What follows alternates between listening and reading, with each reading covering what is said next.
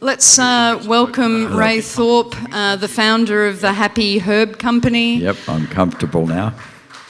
Thanks for your patience as we fuss around. Ray has been a great supporter of MardiGrass forever. He's a wonderful sponsor of the annual Float Awards for the parade. So this afternoon with the parade, you'll see all sorts of amazing creative float entries, and Happy Herbs are the very kind sponsors of the prizes for that. So thank you, Ray. Thank you. And he's just returned from a big adventure overseas and has some wonderful information to share with us. I do.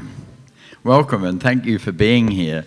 You might have been thinking I was going to give this posy of flowers to Kath, but I brought them along for a special reason. Anyway, I went through a swab test and the police gave me the alcohol one and the drug one. Before he said, do you use illegal drugs? Well, as if I'm going to say yes. I said no, and then he said, oh, I love your T-shirt, mate, you know. And I said, well, I'm into plants. And he saw the plants on the seat of my car, but he didn't realise that any of these plants, and I brought them today to show you the ridiculousness of the laws. These very ordinary plants, and I'll describe each one, I could go immediately to jail for. These are Class 1 scheduled plants. It's not only cannabis. These are serious Class 1, and they're not coca plants either. In fact, for a lot of you, you might not have even heard of it. This is Banisteriopsis carpi vine, the second part of the equation for ayahuasca. It's Class 1, prohibited to grow. You can go to jail just for having it in your garden, as I do.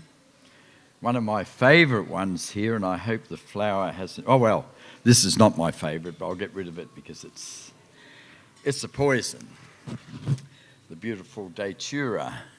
It's also a psychotropic, and it does have its uses, but I haven't got enough time to go into the uses. All I can say, if you're ever going to take it, you'd want to be out in the desert by yourself for probably 3 to 6 months, because you could never work within civilization. When you have Datura, like people say people go crazy, they don't. They see the reality, they see with clarity. They even wonder, and I've had people on Datura say, why are the walls got paint in it? Why are there fences? You know, in other words, you've got to be free of civilization because it cuts through all of that crap, you know. This is the other part. Look how boring these are, and yet they could come in now and bust me for this plant. This is what makes it so ridiculous. Who has the right to ban any plant? It looks very boring too, but this contains dimethyltryptamine, which really worries the authorities. I posted a really good YouTube recently that said why the authorities are worried about DMT. And would you believe I've been in a secret court that 99.9% of Australians don't know about, and it was all over this DMT. They're really frightened of it. Why? Because it gives you clarity and insight as well. And we all become aware that who are these authoritarian figures that rule our lives and ban our plants? But I mainly brought it up because that looks pretty boring too. It's Psychotria viridis, and that with the other one that I first showed you makes the ayahuasca. I'm getting my plants mixed up, but that's all right. Here's my favourite. And this is the strongest hallucinogen on the planet. I hope there's no undercovers here. I could probably go to jail for life for just these boring plants. This is Salvia Divinorum. And as Elizabeth, my partner in business, said, how dare they ban this beautiful plant? You can't see it now because the flower has died a little, but it's such a beautiful flower. And she said, this is plant genocide when they ban a plant, because this plant is banned in Australia to grow, but if it's banned around the world, what happens to the plant? The plant is no longer. And yet I think this plant has the potential as the best antidepressant known. I've known people to have come out of severe depression using Salvia Divinorum. And this is one of my favourites, another Class 1 drug. If anybody would like to come up, I'll give you a little... I'll put them down there on the chair. I'll just pull off a few leaves and the first 6 up. This is cut. Oh, you want them all? Wow. I put them on the chair. Oh, I thought you were coming up to grab the lot. Yes, yeah, this one is cut. K-H-A-T. It does nothing much more than a cup of coffee, really. But I love it for dancing because it turns you into a rap dancer. And I'll be chewing on it later. I think that's about it. I've just declared myself.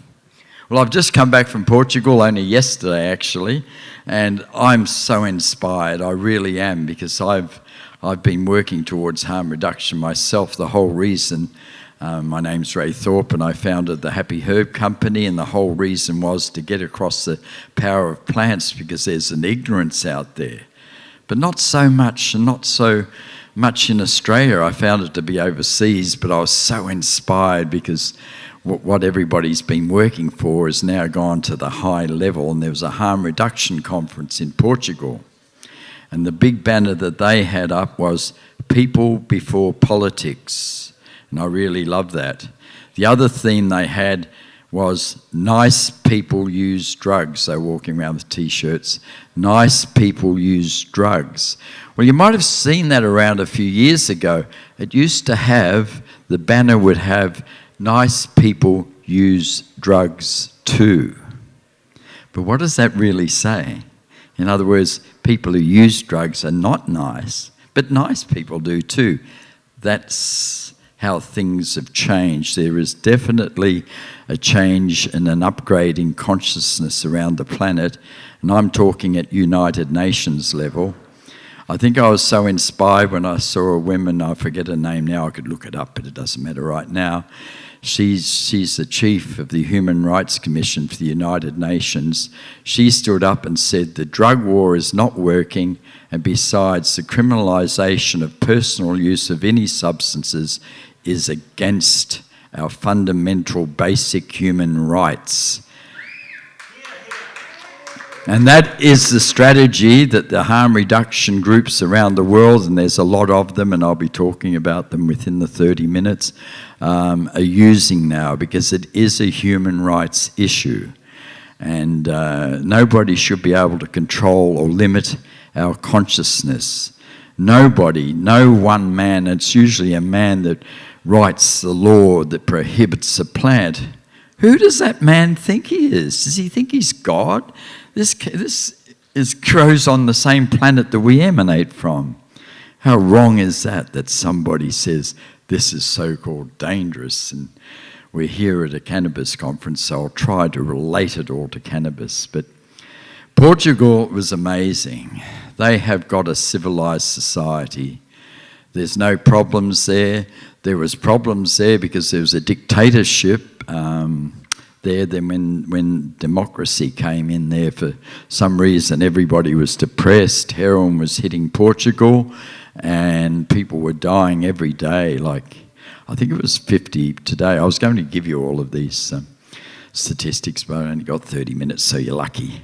But I think it was 50 people a day were dying in Portugal, and they're a population of about 8 million. It was just terrible. And the mayor got up of Porto, and a very intelligent, good-looking man, and he said that we had to do something. He said 25% of my schoolmates died on overdosing on heroin.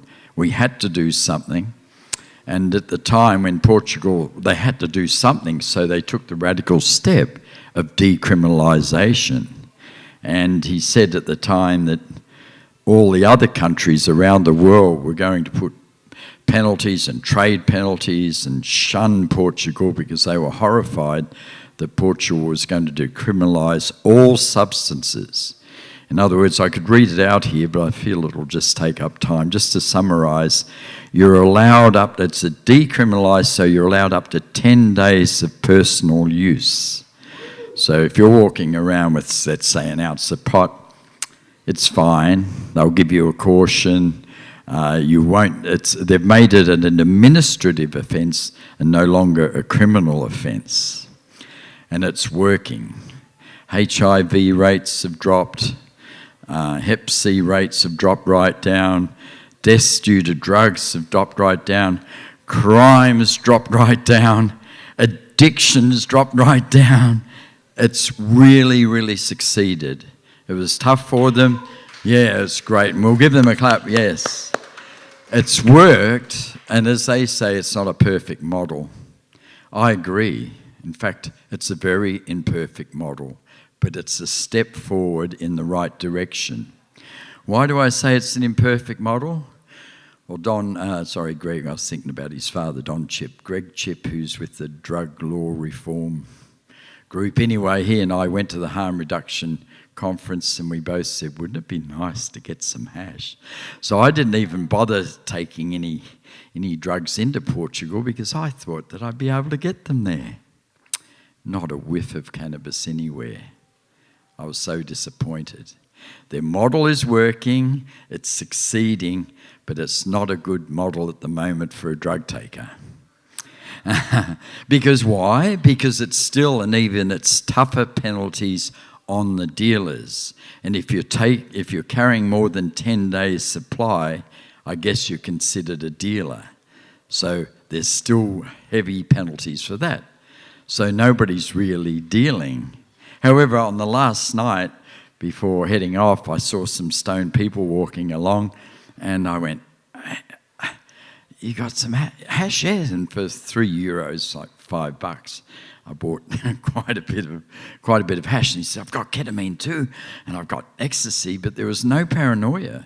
He just had personal, drugs on him, and he was surprised that I wanted to buy them. So we smoked up, and that was only on Friday, and today's Sunday. And when I went through the swab test, that's how unfair it is. I said to the cop, it's not quantitative. He's like, huh?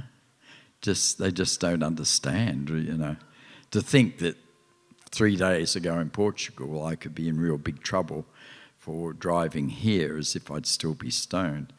Actually, I felt a bit stoned, but anyway.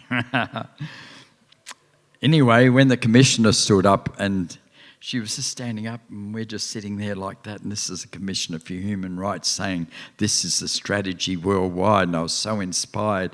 And when the mayor stood up and said that how everything's improved in his town, because before then their town was a mess, and they said, what do we have to do to improve our town?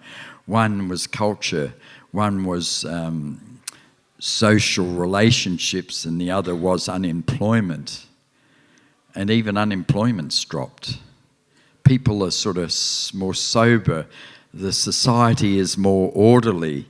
The society is coming towards civilization, and anything else isn't. So I'm so inspired. Then the Vice President stood up and talked about it and said, how happy they are. It's an imperfect model, but it's working.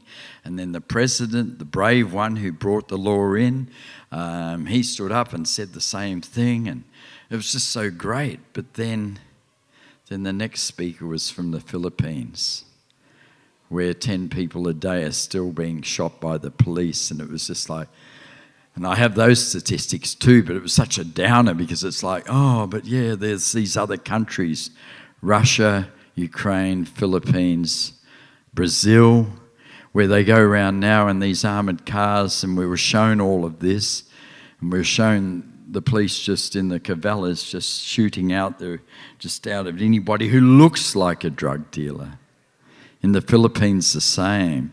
If you say, my neighbour's a drug dealer, they have to put their hands up and volunteer to go to jail. If they don't, they get shot. So, and needle exchange clinics in these countries are now no longer. So instead of the clinics building up around the world, so we've got this two sets of consciousness in a way. The libertarian, the ones for the free, and then we got the authoritarians, power-hungry, fascist people that have just got it wrong, because that's not the way to do it. Anyway, getting back to the positive, I was so inspired because Mike Boulderstone and along with the rest of his team, always admired, and that's why I first set up Happy Herbs here, because there's an oppression, as I said, on natural plants, and I thought, well, if these brave guys are doing it in Nimbin, I'll come under their umbrella, and that's where we first started up nervously to do much the same thing, to point to harm reduction. But back then, people out there in the cities, just thought we were crazy with, this MardiGrass parade and these protests. It's a drug sort of thing. There was that ignorance. But we know it's not, because anything else just isn't working. Anyway, let's face it. Cannabis is a gateway drug. I'm glad you laughed, because I know that you know that I'm joking. Alcohol is a gateway drug. They've proven alcohol to be the gateway drug, because cannabis is a gateway drug. It's a gateway drug to compassion. If you're a smoker, do you notice it, if whoever you're talking to, even if that cop who pulled you over, if you knew he was a cannabis smoker, you know that he would be more chilled, more mellow, more open, more compassionate. And he wouldn't be a cop, would he really? But he could be a paramedic. In other words, that's what cannabis does. All of these psychotropics, they all have an influence upon us. And when the wonderful speaker before was saying it's all part of our own human cannabinoid system, cannabis is meant for us, and we're meant to have it. And that's what's wrong with these regimes that actually make drugs illegal, because I believe, and I think we all believe, that all substance should be available. And I was trying to explain that to my mum, because I just got back in from, she's 93 and a conservative, of course, and brainwashed, I guess. And she was a bit shocked because I was telling what I'm telling you, and I was so excited because it's only yesterday when I got in. And what was I going to say about that? Yeah, that's the problem. Sometimes cannabis gives you short-term memory. Plus, I'm jet-lagged as well. Yeah, because she was looking at me going, what's all that about, And I had to explain that. Anyway, I've forgotten now. Let's face it, Nimbin is a cannabis town, and there's compassion here. People from outside I get this, they think, they're all druggies and all of that. But what other town in the whole planet has stretches around town? When I owned the shop over there, I think it was 3 shops at the time had stretches where if anybody overdosed, somebody would carry them quickly down to the hospital and save their lives. This is what I'm talking about. We need cannabis. But the other thing that I learnt there too are the great innovations, which aren't here in Australia yet, real-time apps. If you want information on that, I've got my contacts. Oh, look, people only took 4 of those leaves. I've got my contacts there, and I can give you the actual app names, but the app is called Stop Overdose Now. It's a real-time overdose prevention network. In other words, if you were carrying a phone or somebody called them, there would be volunteers that would bring around naloxone to bring you out of, say, a heroin overdose.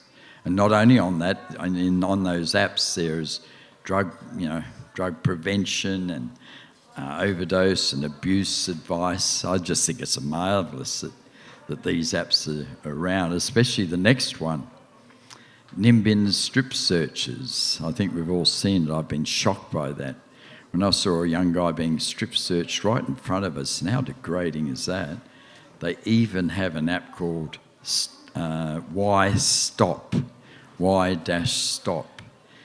What happens, it tells you exactly what to say to the policeman, and if you say, can I film? And you're allowed to film. I don't think you're allowed to record the voice though, But anyway, when you start filming, even if he goes to grab it, it keeps filming and recording and goes right to the people who are sitting there somewhere, and then they've got it all on file, exactly what's happening to you and what abuse you're getting, and then you can lay the complaint about the police through the people who are running the app. I mean, how's that? That's what's needed too. I mean, this is what's happening. I could go on about all of the things like that are happening. There's also a group called Support, Don't Punish, and on the 26th of June they're calling for a global day of action for harm reduction. Basically, support, don't punish. So I'm going to try and link up with that to hear more. But I think the most exciting thing that I heard was in Canada. One of the things that they have clinics there treating people for overdose, but it's illegal, these clinics. But they're actually, got them all over the place and helping people who have overdosed or have drug problems. But the other one, the guy's name's Bernstein, they're coming up with a rational drug law reform model in Canada. Now that cannabis is basically allowed there, they're actually going to make every substance available. And they're working through it right now where, let's say we're talking about opiates, at one level they'll have poppy tea with virtually no restrictions, and probably at the other level, fentanyl, which will have all sorts of restrictions, but available on prescription. This is a model that is going to come in to Canada. They're working on it right now. When Canada brings that model in, and when all of their problems, and plus the benefits for every government, the taxation of these substances comes in, it's just the answer. It really is the answer. And I'm just so thrilled, because before I felt that Nimbin was the only place in the whole of the planet that was promoting harm reduction. I'm talking 25 years ago. But I really feel that Nimbin here and its protests, which are known all around the world, as you know, you can travel the world and you mention Nimbin and people have heard of it. I think it's had a big influence, and I think it's actually influenced world politics, and let's put people before politics. Thank you. Righto, thank you, Ray. We'll have some questions. Still can't remember what I was saying. Any questions for Ray, or will you... what I was going to say about my mother, I remember now.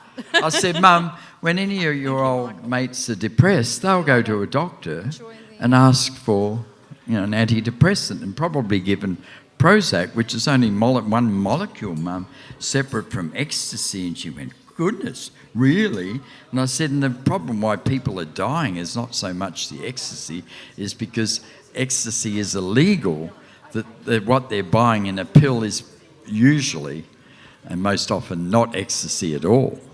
And I said, and she's going, really? Really? And that's what it's all about, and that's how it should be. If you're having troubles in your marriage and you want to have the bonding of MDMA, you should be able to go to a drug doctor, not a doctor who's ignorant, but a drug doctor, somebody who knows, who could prescribe the pill for you and your partner. And that's how MAPS first started, because who's the guy who runs MAPS? But anyway, yeah. Well, anyway, they were having troubles in their marriage. They had MDMA, and they bonded again, and they've been together now for 25 years and really happy. They're such a happy couple. And then shortly after that, they banned MDMA in America, and he's been working hard to make sure it gets back on, and there's clinical trials happening right now. So that's what I was going to tell you about my mum. I converted my 93-year-old mum. Hi, Ray. Thanks for the talk. Just a question. I read that actually Portugal is renting out jail cells to Spain because they are so empty since they did the drug law change there and made it a health issue rather than a judge issue or criminal delict. And so that must be going back, 15 years or so? How long is that now? Yeah, that they are renting it out now while there's a big demand in Spain and wherever. So, have you heard about that? No, thank you Right. for telling me. I was only over there for a short time. Yeah, no. But as they said, everything's gone down, even jail occupancy, so I can imagine that. And do Wow, you see that's any? interesting too. And do you see any parallels between Canada, their law changes just recently, and Portugal, where you said there is no availability on the street really for people to hook up or connect or something when you were keen on having a little joint? Well, Yeah. I feel like in Canada the same thing has happened. We are celebrating that they legalized it in some way, but on the other hand, the fines, as you were saying, are really going up for people who have more than the 10 days in Portugal, your own supply. So Yeah. that's gone really extremely in that way. Or if you grow your own medicine. That's the way to go. But yeah, well, with Canada, see, I just thought it was legal there too, but obviously not.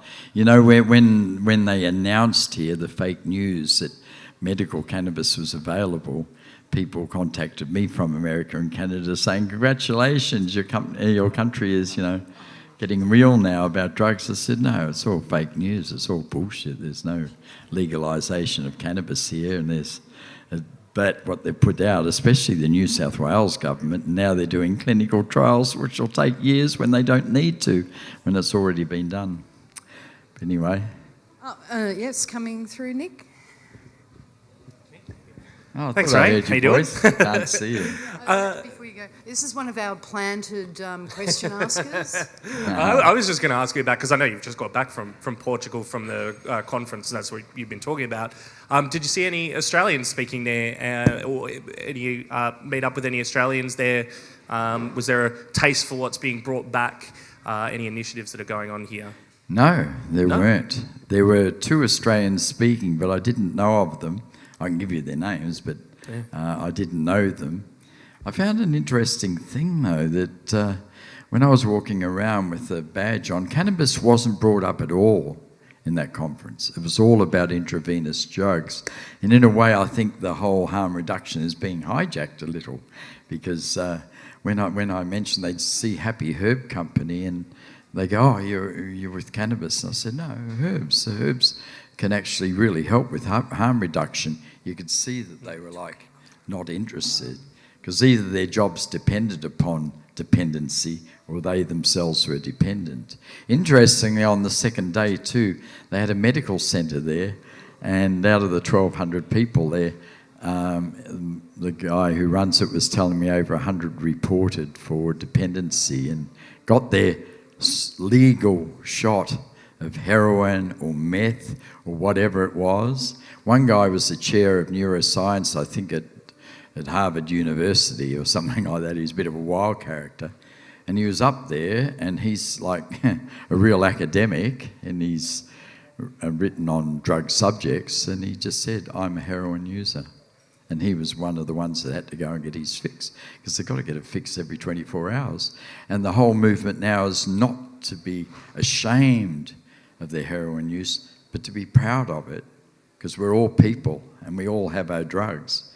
Whether it's my mother with her sherry at night or the people over there in the coffee plate, we all have our drugs. And so he stood up there and came out proud and said, I'm a heroin user, and yet he's got that top job at a university in America. And he said, and why am I a user? Why do I take heroin? He said, because I like to feel nice. So we all like our own drugs, because to me that doesn't sound like a drug to shoot up heroin to me. However, hash sounds very nice, or a really good cannabis cookie makes me feel nice. So that's my choice of drug. For others it might be Eki. For others it might be meth. But unfortunately meth is too extreme, and not many people can keep up a normal job and be a meth user as well. I think it's time. Yes. Any last questions? I was going to say, I think we're going to wrap up. Yes, all right. It's like the posse coming in behind me here. Yeah. Our I can feel panellists are coming. So thank you very much, Ray. That was very interesting.